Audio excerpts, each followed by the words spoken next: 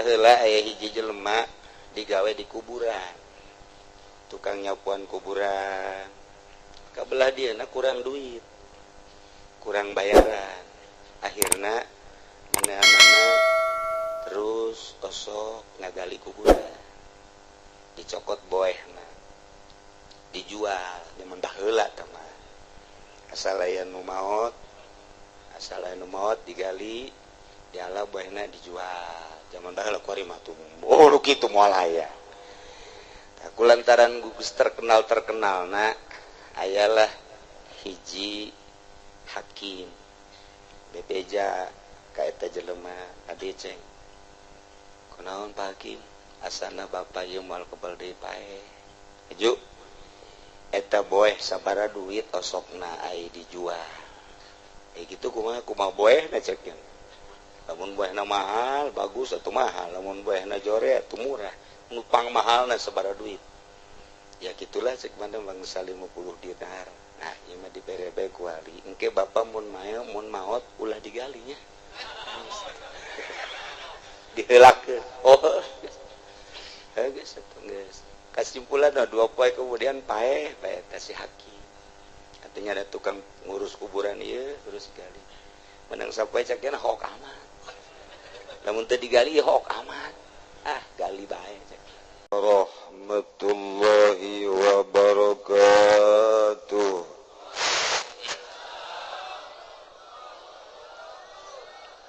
Alhamdulillah. Wassalatu wassalamu ala Rasulillah wa ala alihi wa sahbihi wa mawala amma ba'du. Faqala Allah ta'ala fil Qur'anil Karim wa huwa asdaqul qailin.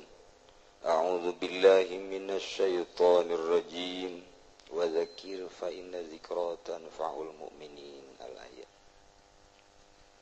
Para jamaah kaum muslimin wal muslimat rahimakumullah.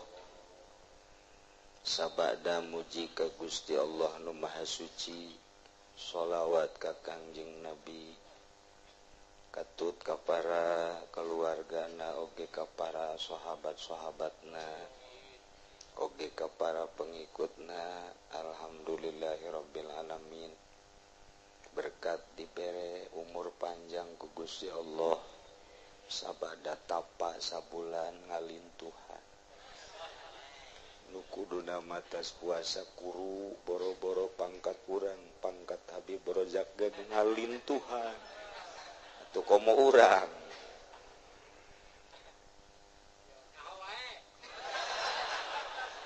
Alhamdulillahirabbil alamin. Nu jelas dibere nikmat ku panasna cuaca, tambah loba nginum, tambah loba dahar. Asal loba dahar loba nginum, loba molor. Asal loba molor atuh bodoh. Jelema mah lantaran iraha berpikirna. Saeutik mengenai tentang Habib nu aya di belah kencaeun kaula nu di katuhuma teh diitibar.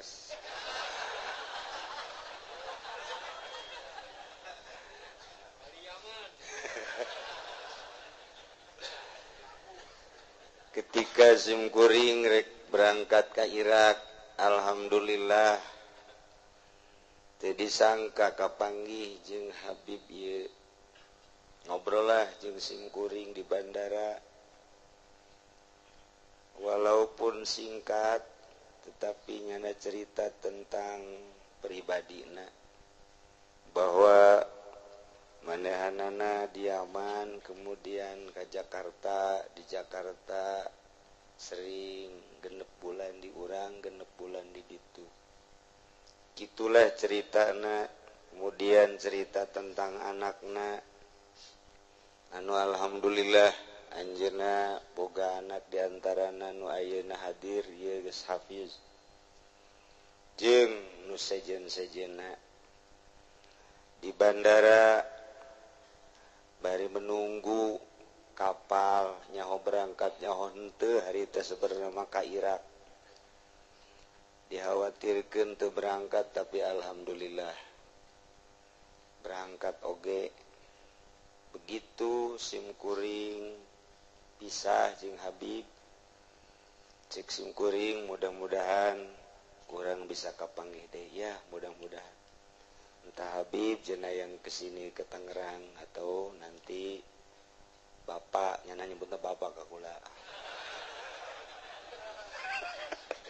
atau bapak yang ke Yaman atau ke Jakarta. Oh iya yes baik ai kamari sekian hari atau 5 poe ka tukang memeh ayeuna Haji Supari nyarita aya Habib cenah ti Yaman hayang ka dieu. Kumaha Pak Kiai atuh silahkeun dek ka dieu mah hayang hadir haul jemputlah ku Haji Supari datang ka dieu bareng deui ieu beungeut nu keur ieu teh. Atuh nyana ka kula kitu kula ka nyana kitu oh dipertemukeunlah ku Gusti Allah.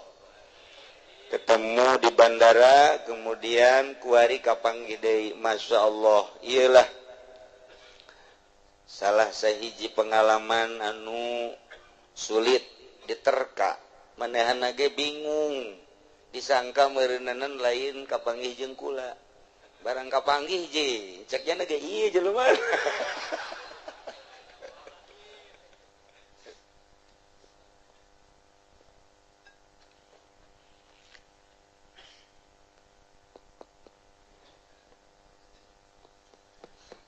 Jadi itu disangka lamun Allah hendak mempertemukan mah gampang sangat gampang tapi sanajan direncanakan lamun ku Allah teu diketemukeun atuh sulit aya jelema rencana hayang nyandung ai ku Allah teu dicandungkeun atuh hese bae teu direncana tetapi kiai ti panggang nyandung bae sakedeung tapi jahajuna kolot ngamuk. Can boga elmuna. Kadua ti Ki Soleh ge mabur, ati ge sarua bae. Kula ge atuh can pernah deui deuk mere elmuna hese kanyana, ja can pernah nyandung. Tapi nu di imah mah jageus ngomong bae eta.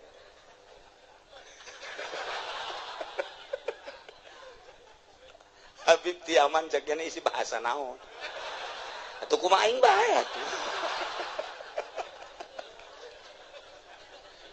Ya Habib kukula titajarita mengenai tentang Yaman sebab manehanana kenal dengan habaib di Yaman bahkan jeung Habib Umar Al-Hafiz anu ngarang anu nyarahan kitab Bugiah beliau sangat kenal yang berbagai pesantren-pesantren kukula titah nyarita tentang Yaman lah. Persilakan supaya santri-santri baik nu di dieu maupun di berbagai tempat atau masyarakat boro-boro nu ngora aki-aki ge beus deuk pondok ka Yaman los tanggung jawabnya geus asana moal datang ka Yaman kaburu paeh dipersilakan. Titah nyari beren begitu nangtung cek gini bu jelma lupa amat ya ente salam aja Prak Habib kadu Aladin sawah.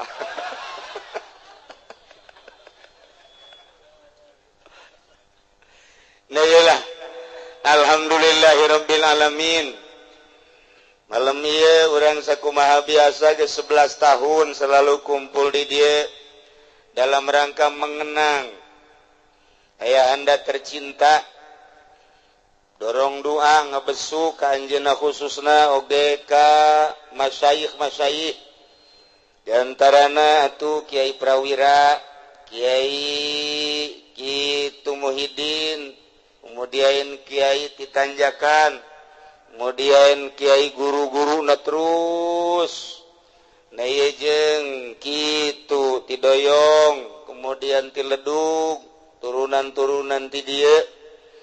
Nah iyalah mudah-mudahan kumpulna urang di dieu bantu dorong doa ka manehanana urang jaga di akhirat sakumaha tadi mudah-mudahan ngahiji jeung ahli-ahli Allah Subhanahu wa taala.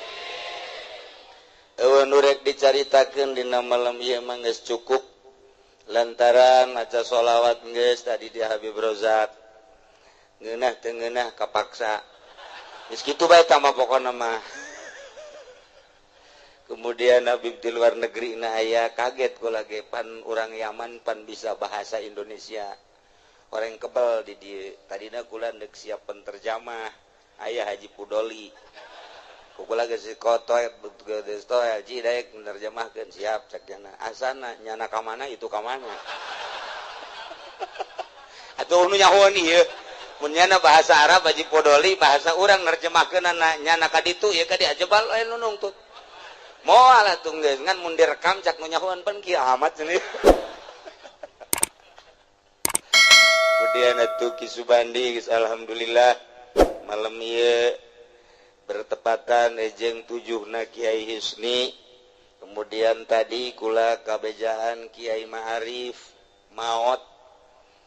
Ki Ma'arif mana pisangan maot eta ge salasa hiji batur almarhum di dia waktu di Kosambi. Tadi maot penting maot nama simkuring teu bisa ka ditu lantaran di dia keur sibuk. Nah iyalah alhamdulillah dina bulan Ramadan kadenge ku urang loba jasa nu maot.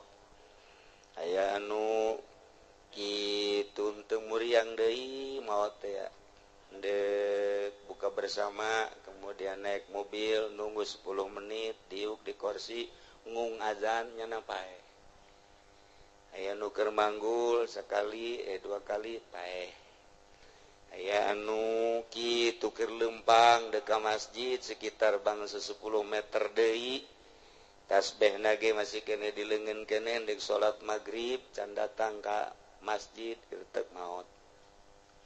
Aya anu setruk geus kebal teu pae-pae. Rahasia Allah tah. Rahasia Allah nu paling bahaya jelema na hirup bobogana pae. Eta mengering guys. Nah ieu mah deui hiji dek caritakeun bahwa alhamdulillah dina taun ieu sakumaha nu kusim kuring dicaritakeun urang walaupun puasa berbeda tapi lebaran bareng. Teu perlu aya anu ekstrim, teu perlu aya anu naon kitu ngaranna suudzon, teu perlu silih gorengkeun. Sebab orang kabehan ibadah ka Gusti Allah. Ibadah ka Gusti Allah sebab lamun naon kilu silih sedekeun antara nu puasa Jumat jeung nu puasa Sabtu kabeh pada boga dalil ujung-ujungna ngadalih. Dalil maka mana ngadalih mah terus bae. Sebab aing ngadalil mah aya batasna tapi ngadalih mah terus bae lantaran hayang menang. Eta mah geus berbagai dalil sabodo nu jelas mah kenyataanana bulan malam Sabtu teh kadeuleu ku mata. Teh jangkaun hareup urang hati-hati sekali komo ku ari mah geus balalocor kula kadatangan tamu ti luhur. Tamu ti luhur negara. Nyanta nyaritakeun bahwa kok begini ya Pak Kiai, kok ulama-ulama kok begini, nyana nu di luhur nyaritakeun kok begini.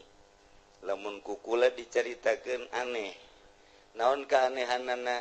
Ternyata orang-orang teras loba anu nuturkeun puasa ala hisab hari Jumat.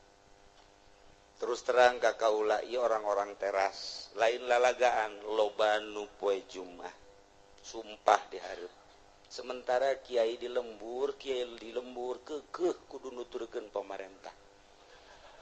Cak pamarentah aing nuturkeun anjeun bae kiai, cak kiai aing nuturkeun sia bae pamarentah teh si mana nu bener. Kos gitulah geus ulah aya naon-naon engke kumaha engke bae dihareup di akhirat. Nya jadi ulah aya suudzon, ulah aya naon penting urang kayakinan. Apakah hendak make hisab, apakah hendak make ru'yat. Sebenarnya mah hisab, dalil hisab teh leutik. Dalil hisab teh dhaif, teu meunang dipake. Teu meunang dipake satungtung ru'yatna bener. satungtung ru'yatna teh konsisten. Tapi lamun ru'yat teh bener, iya bisa-bisa marjuh jadi rojih.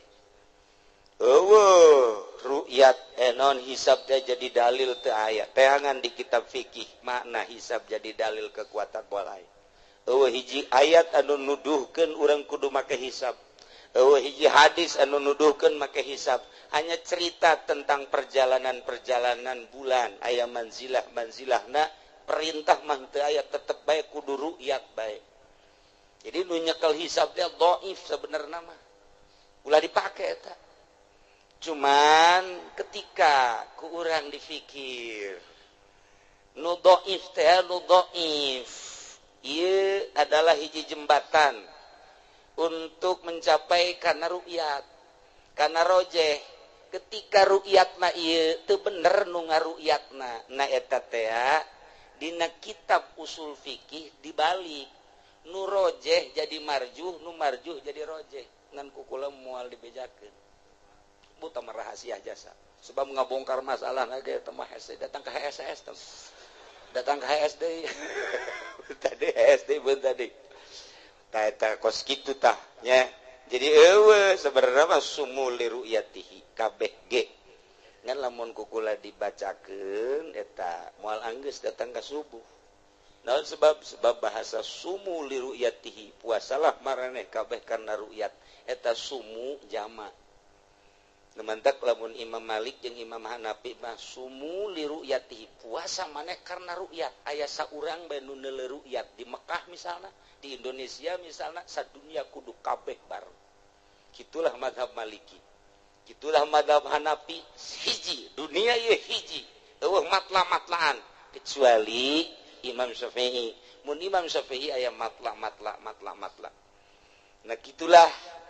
Kemudian kuariba rupa-rupa sumu li ru'yatihi teh kudu kadeuleu ku sorangan. Aya nu kadeuleu ku sorangan tanggal 5 kakara kadeuleu. Tanggal 5 puasa. Mun tanggal 5 mendung keneh bisa tanggal 7. Nah, iya. Jadi lamun ku urang dicaritakeun fikih mah memang kos kitu panjang dongengna. Ya, mentak lamun urang make pengertian urang sorangan. Baik eta hadis komo Al-Qur'an mah di samping doraka moal beres. Di samping doraka moal beres, urang mah kudu nuturkeun mazhab bae.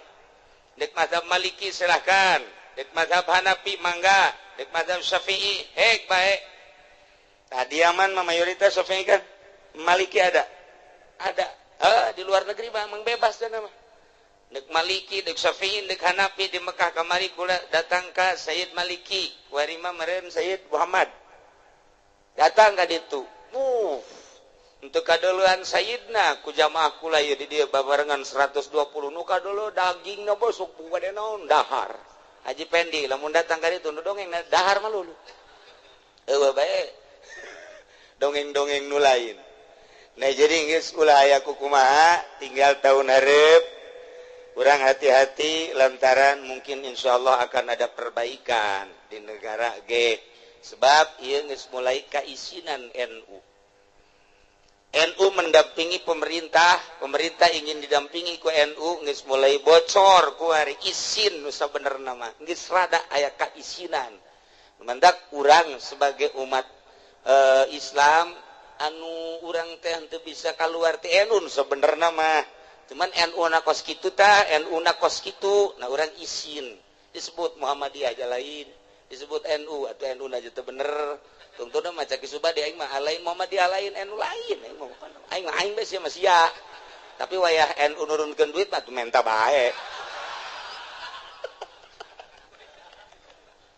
Eta teu beres kos kitu doang teh. Ya, para jamaah kaum muslimin wal muslimat rahimakumullah, urang ieu bakal mau sakumaha anu dihaolan ku urang.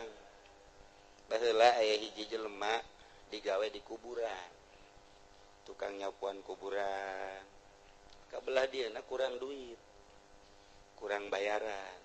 Akhirna manehanana terus osok ngagali kuburan, dicokot boehna, dijual, dimendah heula tah mah. Asal aya nu maot, masalah nu maot digali diala buahna dijual zaman baheula kuari mah tuh kitu moal aya kulantaran gugus terkenal nak ayalah hiji hakim bebeja ka eta jelema ada cek kunaon pagi karena bapak ieu moal kebal deui pae aju eta boeh sabara duit osokna ai dijual gitu kumaha boehna ceknya lamun boehna mahal bagus atuh mahal lamun boehna jore atuh murah nupang mahalna sabara duit ya gitulah cek mana bangsa 50 dinar nah ieu mah dibere bae ku wali engke bapak mun maot ulah digalinya diheulakeun geus geus kasimpulan 2 poe kemudian paeh eta si hakim katanya ada tukang ngurus kuburan ieu terus gali menang sapoe cekna hok amat lamun teu digali hok amat gali bae cek ih tapi pan geus dibayar ih gali bae ih pan geus dibayar ih gali bae tanya deh geus sarua tah kos kitu penjahat geus kos kitu teh sarua antara iya dan tidak cekna gali bae lah digali barang datang ke jero kabeneran di jero teh keur ditanya mah eta keur ditanya cicakkeun aja mah keur ditanya ieu mah aya 2 malaikat coba cak nu saurang ambean tah sukuna diambean bagus cenah ieu mah dosaan coba ambean leungeunna diambean leungeunna dosaan cenah bagus coba ambean mata coba ambean ceuli nah nu katuhu bagus coba nu kenca tah nu ieu nu kenca ieu cenah ieu rada jore ieu nu kenca ieu tah cek nu saurang teh ieu panyakit naon ieu cenah nu kenca ieu bisa jadi jore kos kieu ieu ieu teh osok ngadengekeun sebelah pihak lamun aya pengajuan nu didengekeun sebelah pihak nu sabelah deui mah tilok diperhatikeun tah ieu nu kenca ieu nu berabe ge ieu jadi lamun aya pengajuan masalah didengekeun nu saurang nu aya kieuan doang tah nu eueuh tilok didengekeun yes cak nu saurang deui mulai kuari urang siksa malaikatna indit kemudian disiksa keluar seuneu ngajerejes bae tata bae di urang mah lain seuneu nu keluar diceulit teh apaan ieu mah seuneu ieu mah seuneu ngogedean bude buat bae kena matanya na buta nyada balik ka imah cek pamajikanna ka kunaon buta emang kunaon hakim teh anu amanat ulah digali tuh cak pamajikan anu mantak ge ulah sok naon kitu ngaranna ngarumpak janji eta pan geus dibayar kok make digali keneh bae tah eta mak teh kos kitu kata dicarekan ku pamajikanna terus bae buta matana buta terus bae buta nyana terus ibadah ka Gusti Allah nobatan pagaweannya nak tobat terus geus luar biasa naon nu aya kumanehanana geus dipiceunan dosa-dosa nu baheula teh terus diistighfaran tapi tetep bae cak cenah ieu dosa masih keneh asa ngagamlok keneh bae bebeja ka kiai coba kiai kula boga pagawean kos kitu tah coba tuduhkeun coba kula ieu supaya mantep ibadah ka Gusti Allah kiai na ge teu bisa nuduhkeun coba cak kiai nu eta ka kiai nu itu tuh dibejakeun ka kiai nu itu ge teu bisa nuduhkeun coba cak kiai nu itu tuh ka kiai itu mah rada deres nya mah disogokan teu peti gede datang ke kiai itu pagon gusa babaraha kiai caknya kok kiai ge horeng ja teu bisaeun ibadah kula mah ieu hayang bisa ibadah hayang nikmat ibadah sakumaha cek para kiai sufi cenah ketika nyebut Allah teh ngageter hate ketika maca zikir teh nikmat, ketika salat teh lupa daratan, komo ngadenge dijazab majdzub, pikiran teh ditarik ku Gusti Allah, eueuh bae dedeulean kana dunya, eueuh bae dedengean kana dunya, eueuh bae cecekelan kana dunya, hiji be Allah tak kuring teh hayang kos kitu. Coba pangnuduhkeun aya kiai nyelepe be handapeun gunung. Ye dituduhkeun tah coba sugan ka dieu ye. Datang manehna ka dinya. Assalamualaikum. Waalaikumsalam. Aya naon? Kula ieu boga pagawean sakumaha tadi. Kemudian ieu buta kumaha dicaritakeun model tadi. Tah kula mendek guguru geus puguh buta kuari mandek ditinggalkeun dunia, dek ditinggalkeun pamajikan geus bungeun ka kula dek ditinggalkeun bae. Kula mah geus hayang ibadah bae. Cek manehna lamun kos kieu masalah ya dituduhkeun ku nyana mulai dibejaan ieu mah awak aya awak mah kan sakadar dahar jeung sare jeung jima di jero awak aya ruhani beda kahayang awak jeung ruhani aya awak mah beukina dahar beukina nginum sare jeung jima aya ruhani mah beukina babacaan maca Quran ruhani mah beukina zikir maca sholawat eta ruhani cenah malah lamun geus luhur jasa mah geus lain babacaan ruhani ge hiji we ngan sakadar ka Allah engke maka dituna ge geus teu hayang nyebut Allah Allah acan lantaran asa ngahiji jeung Gusti Allah cek tah kula hayang kos kitu sok mulai dimulaian ku nyana ibadah lantaran aya guruna ngerenyet nikmat cek nyana ibadah hayang ngabejakeun ka batur ternyata horenganan salat eta nikmat jasa urang mah mun nyaritakeun salat nikmat can kapanggih hese jasa hese urang mah mun nyaritakeun zikir ngeunaheun teh aja can nyorang hese luar biasa nyana hayang ngabejakeun laranganana hiji cak guruna cengnya hiji be ulah resep dunia hiji be geus aceng kuari mah sanajan can pati lulus kabelah ditu mah panjang kene cek nyana ieu lalakonna bari leumpang bae aceng baheula pernah masanten pernah di mana Panggang aceng magahan ngaji bae nya akhirna manehna magahan ngaji nyieun pondok dikersakeun ku Gusti Allah begitu tobat geus ruhanina muncilak basirohna beuntak ieu mata cager bray alhamdulillah cakana mata cager mulai kuari magahan ngaji terus boga santri dengan penuh keikhlasan nikmat jasa luar biasa jol bae di nagara eta aya pemilihan bupati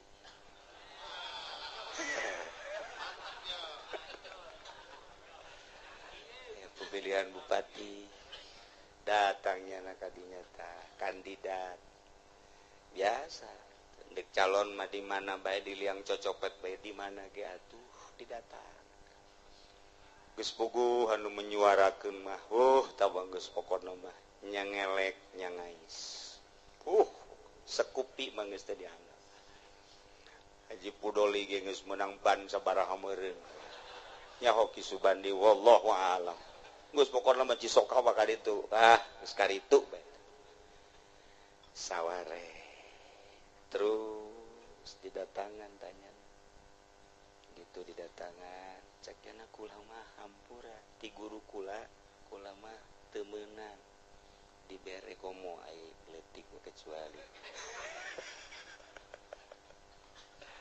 datang sekali teu bisa datang dua kali teu bisa datang katilu kali ngaran manusia akhirnya diterima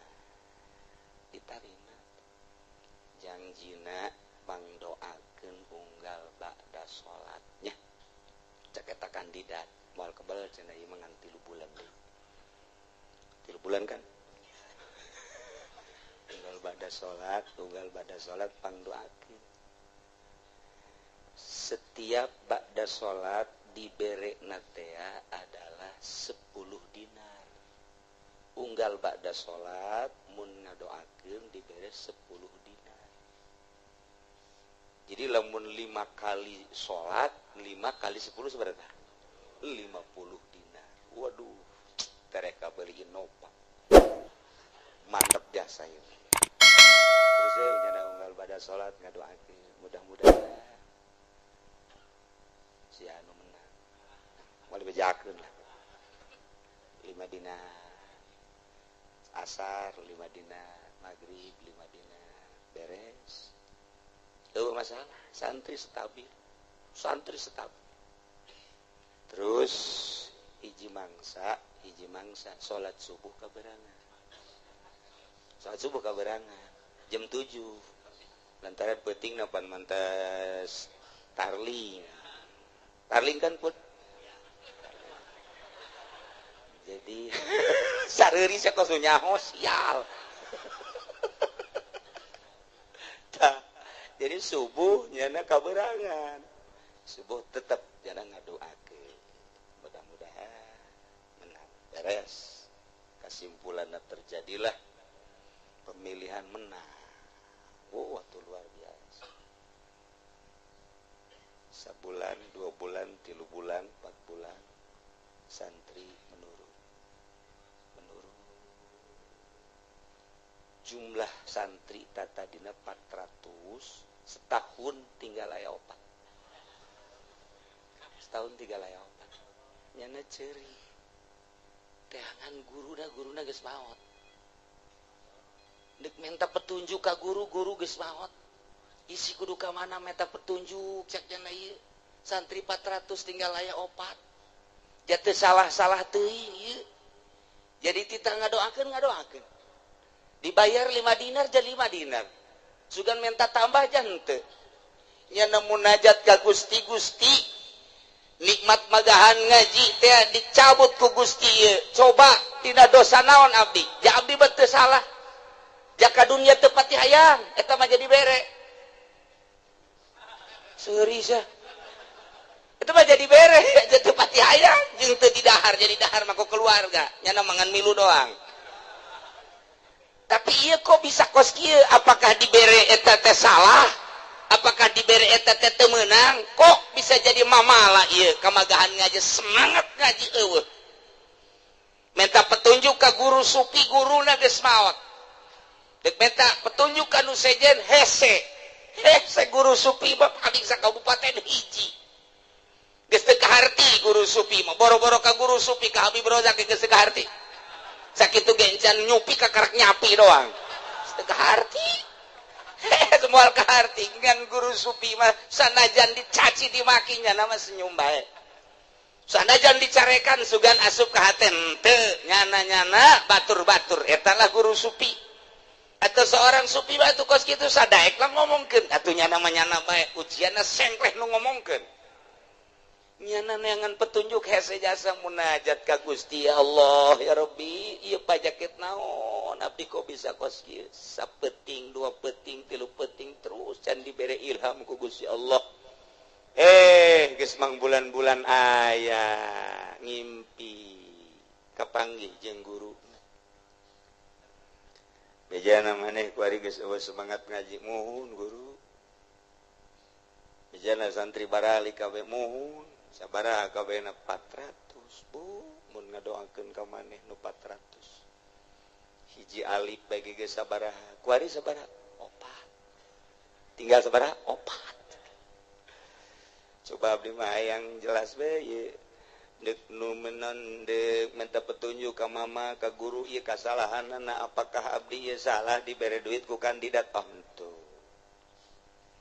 apakah abdi ngadoakeun salah henteu itu salah sebab di negara kudu aya pamimpin dibere duit itu salah atuh kok ieu bisa jadi merosot kieu nu subuh kaberangan tah nu salah sebab lain ngadoakeun lain di waktuna aju kudu kumaha eta bae tah nu subuh eta bikin deui ka ditu aju lamun tadi bikin coba ge ka ditu akhirnya na hudang alhamdulillah aya petunjuk ti guru berarti aing kudu ngabalikeun nu salah teh hiji tah. Nu hudang jam 7 kan pun jam 7 aja ngadoakeun. Sia cak pudol aing ngaduk-kadung ka dieu. Aduh. Cak Haji Pudol ieu duit mah babarengan ieu jeung Haji Opang doh banget.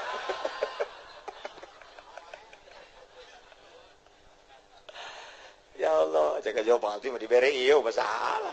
Teh nyaho urusanana teh ngan dibere doang. Ngan mun eueuh nanyakeun.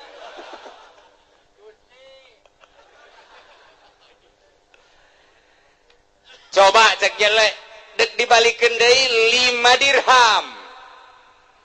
Balik deui ka itu magani geus jadi bupati pan. Waalaikumsalam. Naon kiai? Oh, kamari ieu mah pan idinya du datang ka dieu mah kami do datang hese kapanggih. Iya tugas jadi mah embung kapanggih jeung kieu model kitu mah. Dek nanaonan. Henteu ieu mah ya perlu bae aya naon? Ieu kula dek ngabalikeun duit 5 dinar. Kok bisa dibalikeun ngan 5 dinar doang mun bila perlu kabeh. Henteu kabeh mah loba teuing ceuk. Ieu be nu 5 dinar. Kumaha mimitina? Henteu pah pokona mah ulah hayang nyaho ieu mah nu 5 dinar mah salah bae kula tah dek dibalikeun bae. Henteu. Cek manehna cek bupati teh geus jadi bupati 5 dinar ieu geus udah disedekahkeun bae geus.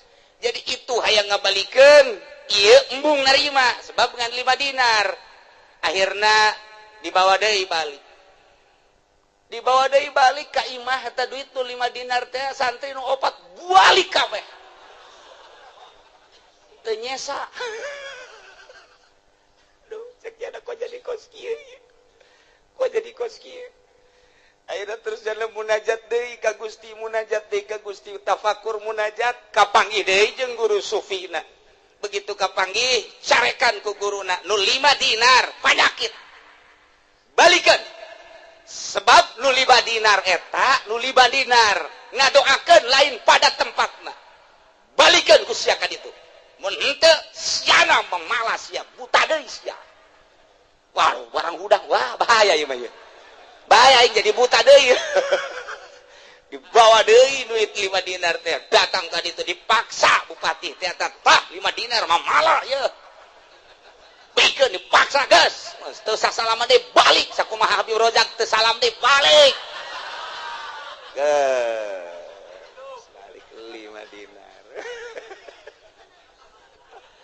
Datang ka imah salatnya. Allahu Akbar. Eta salat ngeunaheun. Kok dibere nikmat cara salat ya? Masya Allah.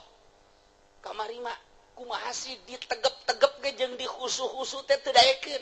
Tapi kuari mah teu kudu ditegep-tegep sorangan. Teu kudu dikhusu-khusu sorangan. Allahu Akbar. Ih, ngeunah cekna. Salat teh Allahu Akbar. Aduh mantep ieu. Berarti lamun dibalikeun kabeh mah asana ngeunah jasa ieu. Dihitung kunyana kilu bulan. Jadi sabaraha jumlah entah? Kali 5 dinar. Dikumpulkeun deui kunyana dibalikeun deui ka bupati-bupati geus embungeun narima. Bikeun cekna ieu mah. Dek ditarima da keuteup. Hek dibikeun deui. Masya Allah eta salat sakumaha hiber Allahu Akbar. Assalamualaikum. Allahu Akbar. Nginah jasa. Allahu Akbar. Geus teu kacaritakeun hayang boga santri, santri datang sorangan. Santri datang sorangan. Teu bawa bekal deui hayang dinyana daharna. Sakumaha. Percis dongeng Ki Subandi begos gitu tah mah. Oh buut aya santri atuh eta teh ganti buut ngaranna. Baheula mah buut tu baling kalapak wari mah santri atuh eta minjum latih. Oh ceknya lekos kieu ieu ku nikmat-nikmat teuing terus santri daratang bahkan nu kadua ieu mah lain 400 ningkat 3 kali lipat berarti 3 kali opat sabaraha 1.200 santri tilok di pagahan ngaji kunyana sabodo aing moal magahan sia aing mah aing bae geus pokona mah ka Allah santri teu daek balik watu cau beak buah beak empang beak ngaji teh cak santri maning maling nu kiai berarti lo betaheun jasa ta santri teh tah tidinya lah nyana tafakur deui ka Gusti. Oh berarti petunjuk guru sufi lain letik-letik manfaat tina 5 dinar eta panyakit mun teu gara-gara kaberangan teu kanyahoan ku gara-gara kaberangan kanyahoan panyakitna di dinya. Masya Allah na ieu mah sakadar carita sempilan tina Sirrul Asrar aya bahasan tina Tuan Syabdul Qadir Al-Jailani tina nyaritakeun hiji ayat wa idistasqa Musa kadituna qad alima kullu unasim mashrabahum kulu washrabu al ayat eta luar biasa tah lamun ku santri bahaju kaharti bae qad alima kullu unasim mashrabahum cak santri jaing macan kaharti ku kiai cak kiai jaing teu kaharti atuh can jarang kiai ieu eueuh nu kaharti qad alima kullu unasim mashrabahum. Masya Allah Tuhan Syabdul Qadir menyeritakan ilmu zahir ayat 12 ilmu batin ayat 12 lantaran di dituna ayatna wa idistasqa Musa liqaumihi faqul nadrib bi asaqal hajar fan fajarat min husnata asyara ain ayat 12 ilmu zahir ayat 12 ilmu batin ayat 12 ilmu zahir mah geus besok dicaritakeun kurang ayat 12 pan ilmu zahir ilmu batin ge horeng ilmu zahir 12 pan ilmu batin ge horeng aya 12 pan dimimitian ku toriko kabelah dituna ku kitu makrifat kabelah dituna ku hakikat nyaritakeun alam anu luar biasa moal kapanggih urang teh ibadah kana kanikmatan ibadah lamun urang pabelit di alam lahut lamun urang pabelit di alam nasut gitu alam mulki alam kholki alam nasut alam dahar alam nginum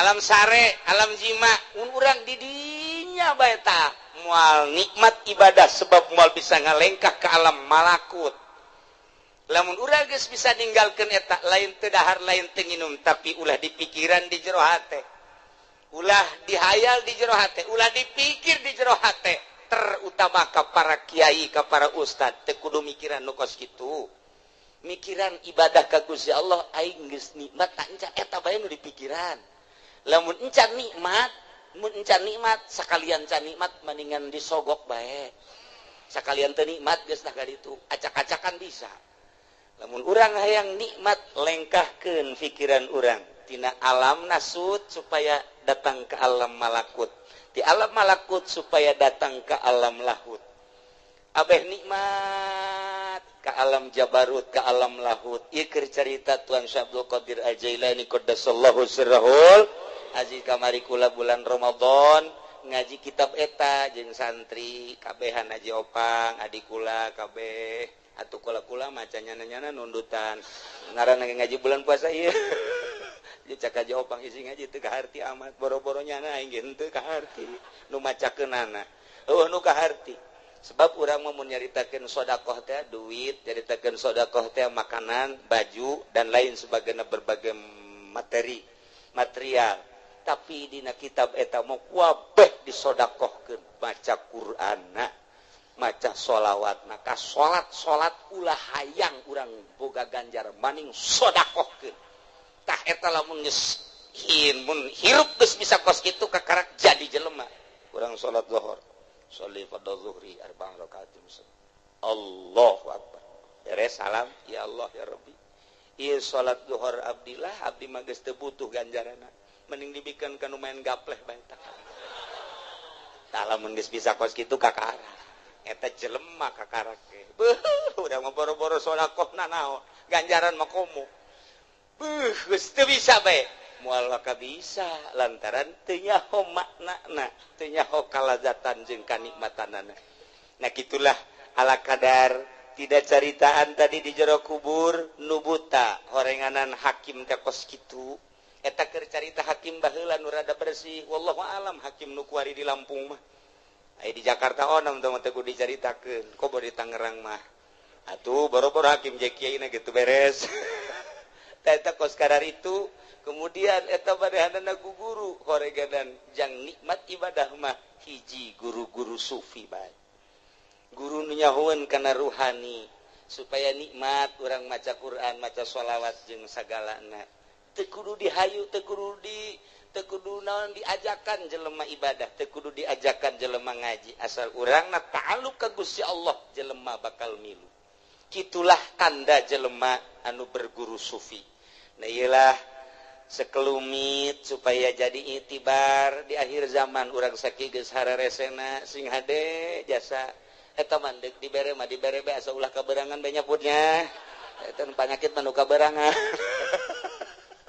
eta can dijabarkeun secara tuntas kakarak ala kadar bae kitu ge geus aya gambaran insyaallah iraha deui kukula bakal digambarkeun naon hartina 5 dinar naon hartina ba'da salat naon hartina tinggalin kaberangan kok bisa jadi mamala nah iyalah ku kaberangan teu ngadoakeun dina tempat tambah geus jadi mamala gede ka ditunang loba jasa yuk urang babarengan ka Gusti Allah babalik di samping urang ayeuna ngeling-eling almarhum abah kula mudah-mudahan dihampura sakabeh dosana ibu kula mudah-mudahan sakabeh dosana dihampura dilegakeun di kuburanana dicaangkeun di kuburanana oge guru-guruna sami mudah-mudahan dihampura sakabeh dosana mudah-mudahan dilalegakeun di kuburanana dicaangkeun di kuburanana urang babarengan engke jaga di yaumal kiamah ma'al akhyaril marzukin alladzina an'amta alaihim minan nabiyyin wasiddiqin wasyuhada'i wassalihin wa hasuna ulaika rafiqa. Terakhir informasi ngaji minggu katilu minggu kahiji lebaran minggu kadua tadi minggu katilu minggu isuk jadi minggu isuk orang mulai ngaji henteu ngajakan ngabejaan doang jangan nanyakeun mah kieu minggu isuk gajinya eta tilok ngaji nu nanyakeun teh teu ngaji sekadar informasi unggulnya ya guys alhamdulillah orang babarengan jeung Habib Rozak babarengan jeung Haji Bapak Habib Abu Bakar babarengan jeung putrana jeung aya keneh di luar habaib banyak di sini Bib dari Palembang yang suka ikut ngaji di sini banyak ya Habib muda sekarang juga banyak dari pagi aja tadi Habib wallahu alam saya nggak hitung-hitung banyak lah pokoknya mah ikut apa namanya yang hadir nah iyalah para kiai juga di sini banyak Bib insyaallah dan alhamdulillah kiainya nggak mau disogok kalau kecil kalau besar mah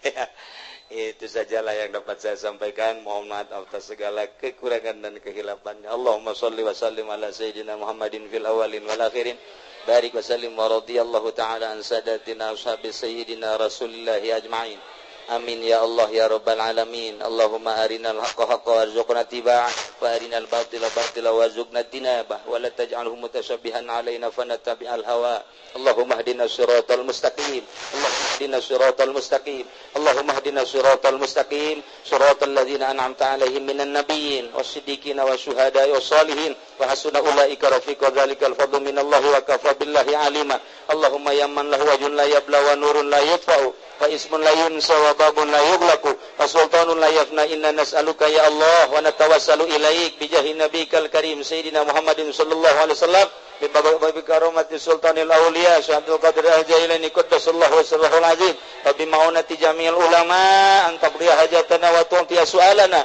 an taqdiya hajatana wa tu'ti su'alana an taqdiya hajatana wa tu'ti su'alana min hawaiji dunya wal akhirah rabbana taqabbal minna innaka antas samiul alim wa tub alaina innaka antat tawwabur rahim rabbana atina fid dunya hasanah wa fil akhirati hasanah wa qina adzaban nar wa shalli wa sallim ala jami'il anbiya'i wal mursalin walhamdulillahi rabbil kudu sasalaman dipersilahkeun geus disediakeun di ditunya sok disperizak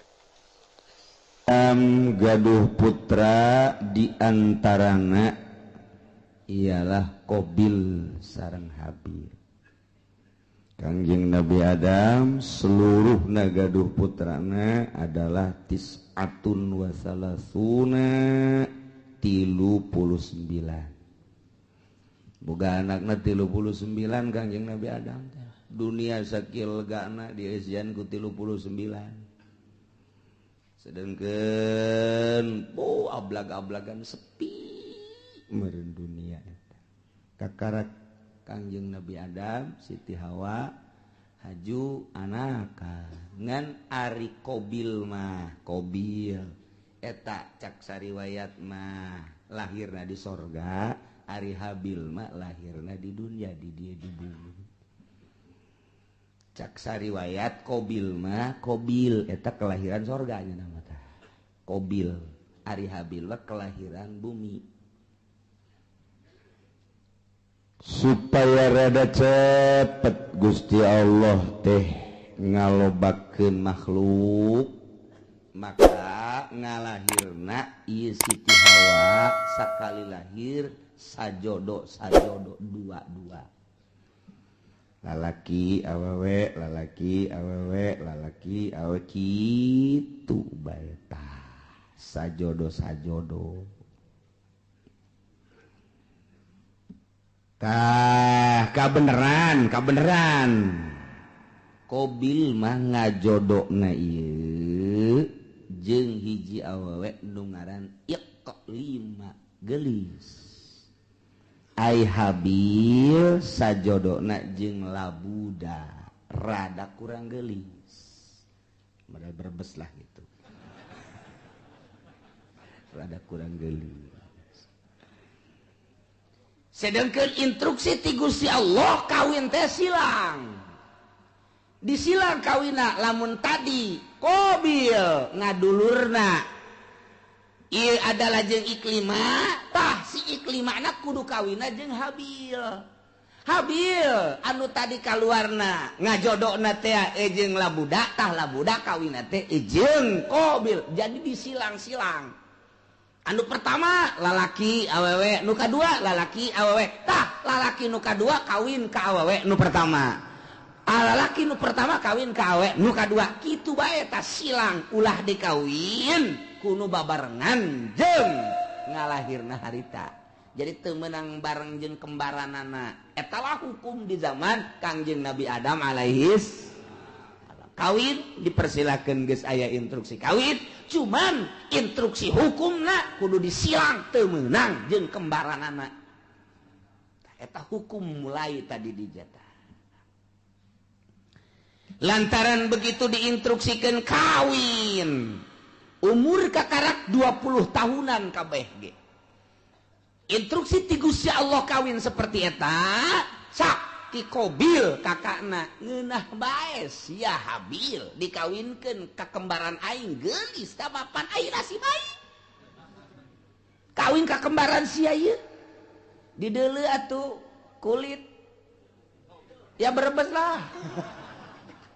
Cak urang berebes emang ulu geulis gitu di berebes.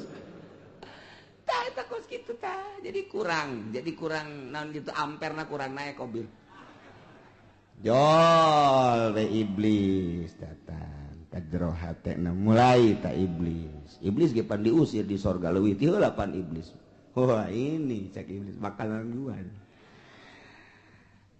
asup ka jero hatena bil siapa pan kelahiran sorga sarua jeung aing mulia urang atuh Habil onam kelahiran bumi India urang mah lain deui mulia tuh nu mulia ulah sok kawin kanu jore penghinaan engke nu timbul tetep mulia mah kudu kanu geulis bae mun kawin kanu jore mana teuing engke jelema jungke ka dituna anak incu oh Qabil mah kawinna kanu jore tah eta kan isin tabil cak jurig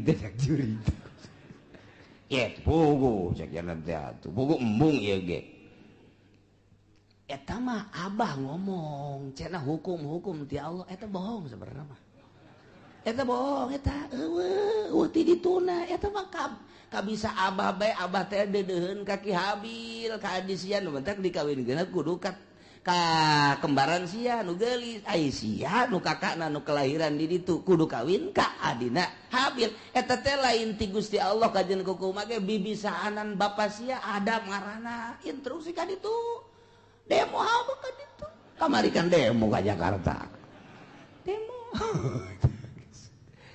pugu ieu ge cak Qabil teh aing tetep bae embung kajeun kumaha ge embung bae beja ka abahna bah naon Qabil ubah abah bae iya nu bener ieu utar atur nikah ieu aya kitu instruksi tu Gusti Allah asal teu adil ieu kos kieu ieu manya kula dikawinkeun kanu kurang geulis ari Habil dikawinkeun kanu geulis ta ieu teh akur kos kieu teh lain ti Gusti Allah kajen kukumaha ge kadengen ku Habil cek Habil teh Qabil ulah kitu aing mah jaan dek kata aing titah kawin kanu jore aing mah daek bae namun bener-bener instruksi ti Gusti Allah aing mah geus kumaha Allah bae lantaran dia moal kembali hidup di dunia engke ge urang bakal baliknya ka Allah darah sia ngomong sangeunahna bae geus baing we ieu mah bohong ye lain ti Allah ya kajen kumaha ge lain ti Allah ya maka jeung ti Abah ya mah emang Abah bangka warah ya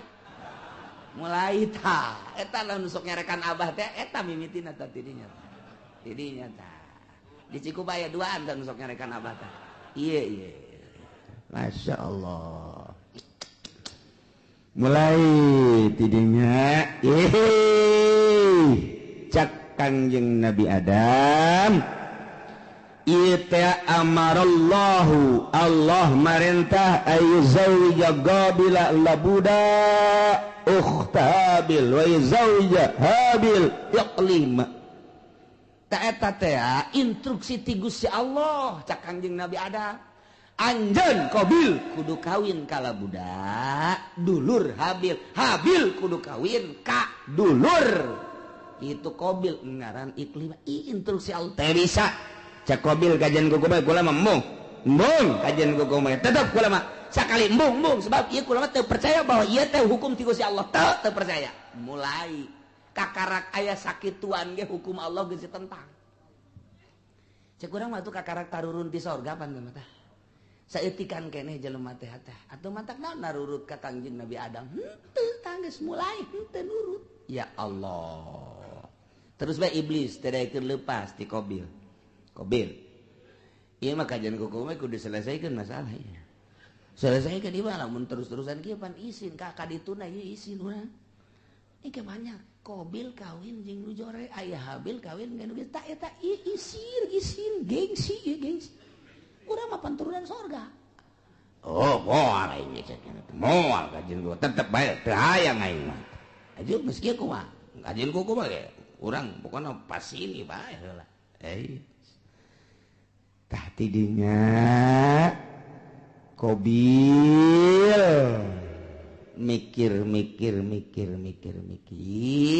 pas ini unggal poe sakumaha ucing jeung anjing asal kapanggih wong kaki Qabil teh kaki Habil teh tuntutanana Qabil luar biasa lobana Qabil mah kakakna Habil adina Habil mah nurut bae aing lah kumaha bae sabodo Allah nu penting mah urang mah ibadah nuturkeun aturan Gusti Allah Subhanahu wa ta'ala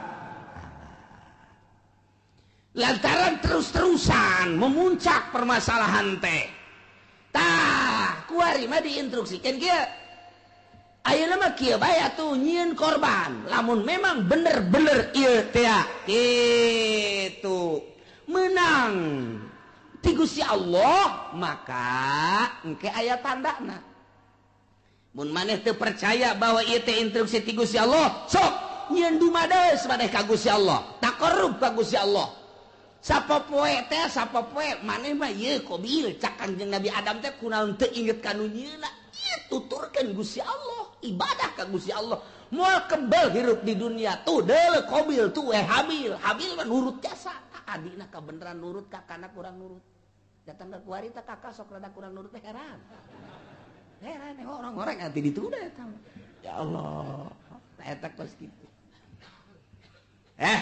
yes nyieun korban kuari mah nyieun korban naon nu dikorbankeun ku maneh Qabil ulama supaya Gusti Allah narima ka kula de korban lantaran kula mah petani hasil tani bae ayo geura kumpulkeun maneh Habil naon kula mah lantaran pangangon embe kibas kula mah cirina naon cak Qabil ieu bahwa korban ditarima ku Gusti Allah jeung teu ditarimana engke cak Kangjeng Nabi Adam lamun ditarima bakal turun langsung ti langit seuneu set engke ngalahap anu ditarima mun anu maneh Qabil ditarima bea engke garing dihakan seuneu diletab seuneu lamun nu ieu anu ditarima nu kono Habil nu embe beak boseni kitu bae oke ceknya jadi guys. Ya, dikumpulkan kunyana harta-harta hasil tatanian. Dikumpulkeun anak hasil tani mun pare nu pangjore. Nu dikorbankeun teh.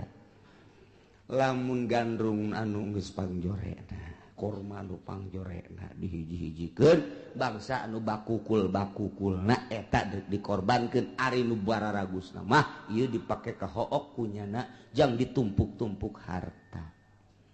Jore ari akal Habil mah begitu dikorban teh wow, neangan umbe nu puang gedena jeung nu puang bagusna dipantian kunyana. Ieu nu jang Gusti Allah mah ieu korban ka Gusti Allah tah nu puang gedena puang bagusna. Wang lintuhna jadi beda karakterna. Ai Qabil mah kos urang Cikupa nu pangjorena bae. Ai Habil mah kos urang Cilongok nu pang bagusna bae. Sia cek urang Cikupa. Tah eta kos kitu kayana. Teden bek. Teu kebal langsung turun seuneu. Tet neong itu turun seuneu cak Qabil pasti nu aing nu dilentab ka jeung ku komaha ge. Pasti nu aing. Mun aing nu dilentab berarti aing kawin jeung nu gelis. Mun aing teu dilentab berarti ieu teu beres urusan ieu. Turun seuneu ka dieu ka ditu ka dieu ka ditu ka ditu. Aing nu dilentab embe. Plek. Ceret bawa ka luhur teh aya. Tinggal ieu bae tah korban Qabil hasil tatangin hasil tani nu jarore teh teu dilentab ku seun. Tuh cak Kangjeng Nabi Adam nu ditarima nu mana? Hah? Nu ditarima nu mana? Tah cicing bae Qabil teh. Gas, udah loba ngomong ya Qabil teh. Abah gua ari cenah rencana ka Mekah. Mah eger ka Mekah ka ditu atuh. Eta ka anak ka kolot kos kitu eta. Eger ka Mekah mah. Isi rek naon tuh di dieu. Mana naon kula mah. Padahal boga rencana abah ka Mekah adi dibunuh sia ku aing. Jadi aya abah aya keneh mah embungeun nya ge rada kagokeun. Eger ka Mekah ditungguan nya nungguan abah na ka Mekah. Dah sekian bulan berangkat Kangjeng Nabi Adam, ieu adalah ka Mekah. Qabil tenang geus eueuh sasaha ngan jeung Habil doang berikut dulur-dulurna. Jadinya lah mulai nyana dendam kesumat hasud anu luar biasa di jero hatena hayang ngabunuh Habil. Ieulah cerita eta dicaritakeun ku Gusti Allah dibejakeun ka Kangjeng Nabi urang Kangjeng Nabi Muhammad sallallahu alaihi wasallam.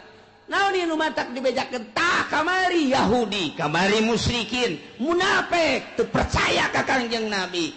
Ulah kaget Muhammad, munafik teu iman ka anjeun, musyrikin musuhan ka anjeun, kafirin musuhan ka anjeun. Cikene nu kamari dicaritakeun teh musuhan ka anjeun. Gorenganan baheula ge takarak ge turun ti sorga ka dunya. Iya anak incu Kangjeng Nabi Adam, anakna sorangan Qabil geus boleh teu percaya ka Kangjeng Nabi Adam, geus teu iman ka Gusti Allah, malah ngabunuh adina nu ngaran Habil. Dicaritakeun ka Kangjeng Nabi, abeh Kangjeng Nabi ieu tenang tentrem adem. Sebab lamun teu nurut jelema ka Kangjeng, kemudian Kangjeng Nabina teu dihibur, manusiawi kan Kangjeng Nabi. Sifat kemanusiaan apaan aing teu diturut aya kitu mah aya dongeng-dongengna. Tah Kanjeng Nabi Isa ge teu diturut, jah heueuh. Tuh Kanjeng Nabi Adam ge teu diturut, jah heueuh atuh komo aing abe kitu. Mantap tenang Kanjeng. Nah iyalah didongengkeun ku Gusti Allah melalui ayat watslu bacakeun ku anjeun ya Muhammad he Muhammad alaihim atas kaum anjeun. Baheula dibacakeun ku Kangjeng di Madinah, terus disampai-sampaikeun ku sahabat, disampaikeun ku tabiin, disampaikeun ku atbat tabiin, ku ari poe Minggu disampaikeun ku ari ku urang kadenge ta dongeng eta teh ta ieu ayatna. Bacakeun Muhammad ka kaum anjeun. Naon naba'ab ni Adam, berita anak dua Kangjeng Nabi Adam alaihis nu ngaran Habil jeung Qabil caritakeun bil haqi kalawan sabener-benerna il qurba qurbanan waktu Qabil jeung Habil ieu diperintah dumadeheus ka Gusti Allah nyieun kadeheus nyieun takrub melalui kurban ilallahi ka Gusti Allah nu dilaksanakeun ku Habil makibas Qabil mah hasil tani yakni zar'u patukubila min ahadihima ditarima na ti salah sahijina hungkul nyaeta nu ditarima nu Habil ari nu Qabil mah teu ditarima walam yutaqabbal minal akhar kasimpulanana korban Habil mah diterima cirina dilahap seuneu Qabil mah teu ditarima cirina aya bae di dinya teu robah-robah ti dinya lah mulai Qabil bendu ka Habil nyimpen di jero hatena hasud anu luar biasa nungguan Kangjeng Nabi Adam munggah haji teu Kangjeng Nabi Adam munggah haji ngaharep Qabil ka Habil abah geus eueuh emak geus eueuh tinggal nyana bae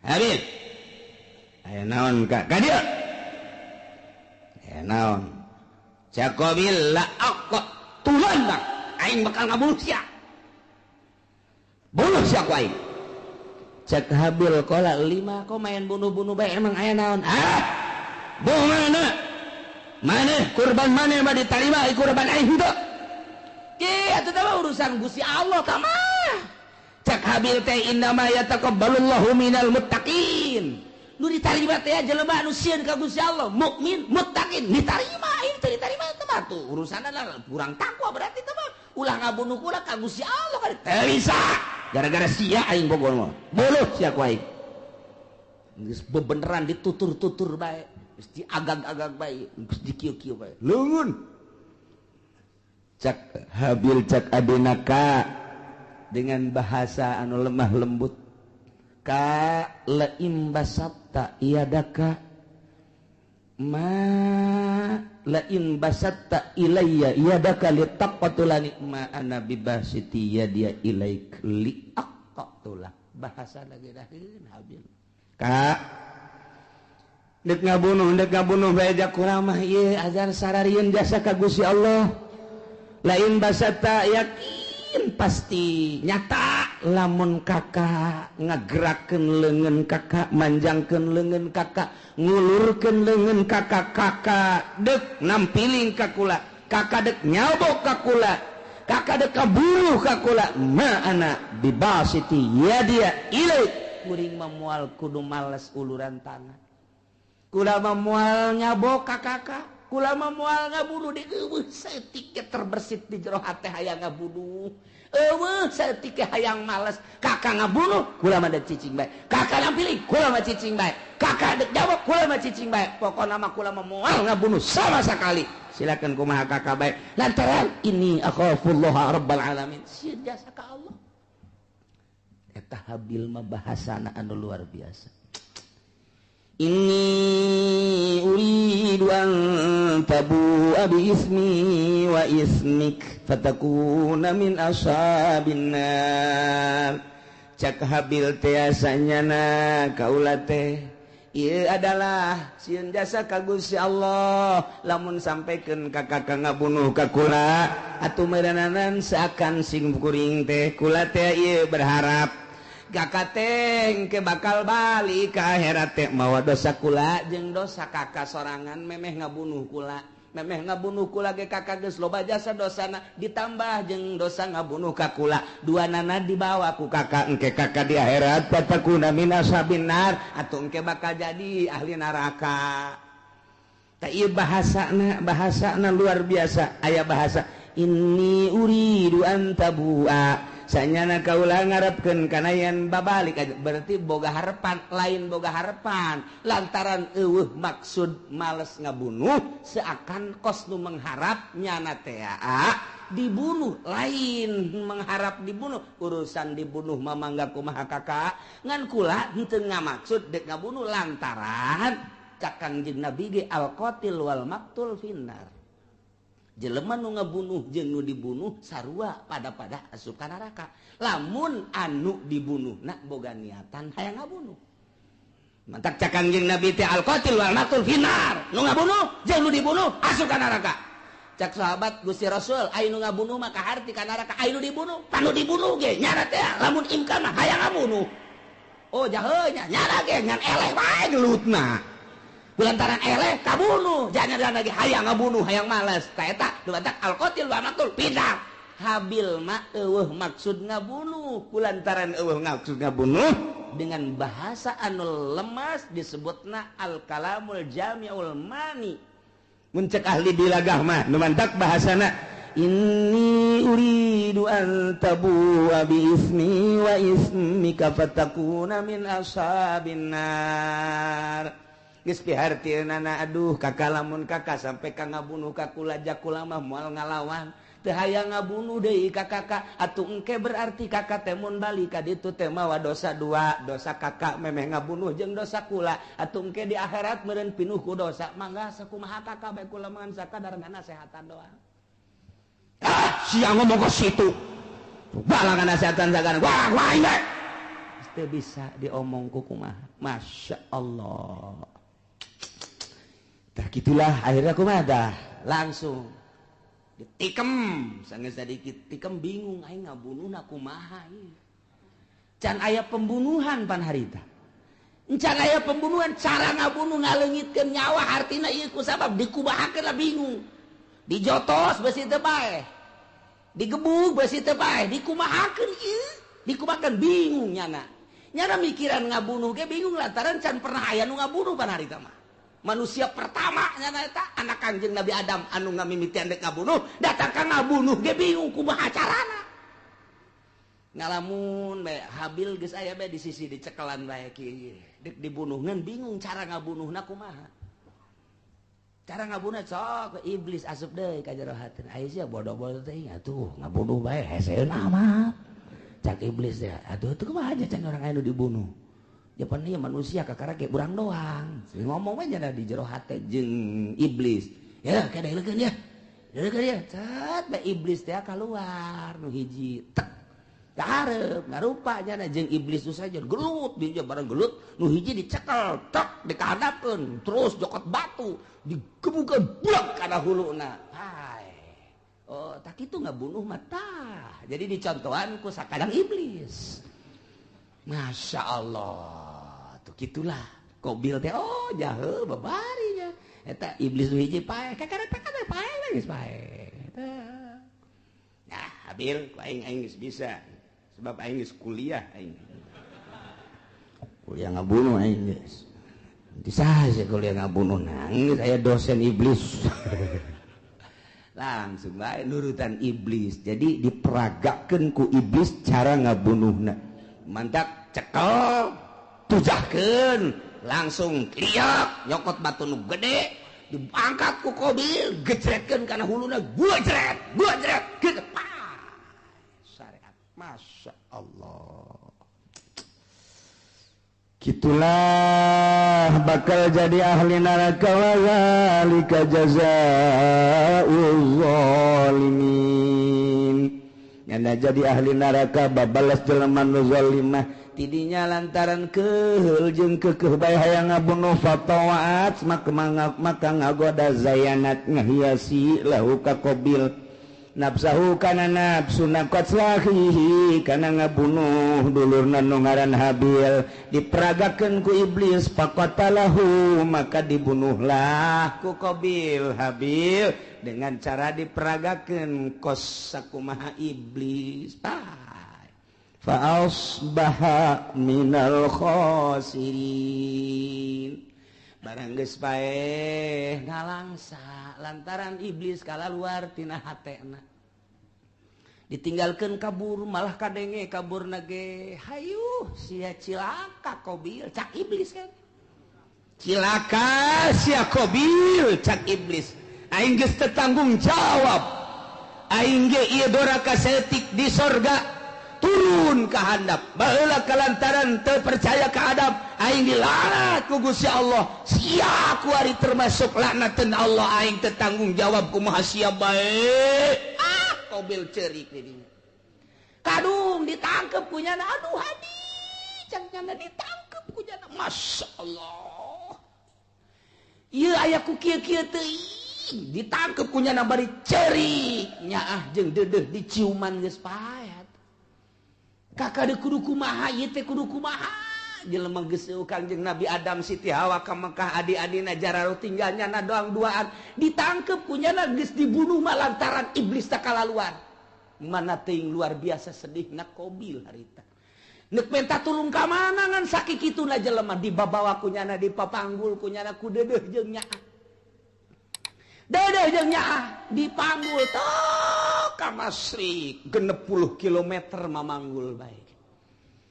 dipanggul deui ka Magrib 60 km bulak-balik lantaran deudeuh jeung nyaah masyaallah kudu dikumahakeun atuh ieu adi diciuman deui dipanggul deui dicium deui dipanggul deui dicium deui dipanggul deui eta sakitu geus luar biasa 40 poe cek sakol maki kituan bage iblis asup deui geus dibunuh mah ulah sakaduhung-kaduhung moal hirup deui kajen kumaha ke moal hirup deui kudu kumaha tuh ieu kalanjutanana fa ba'asallahu ghuraba wallahu a'lam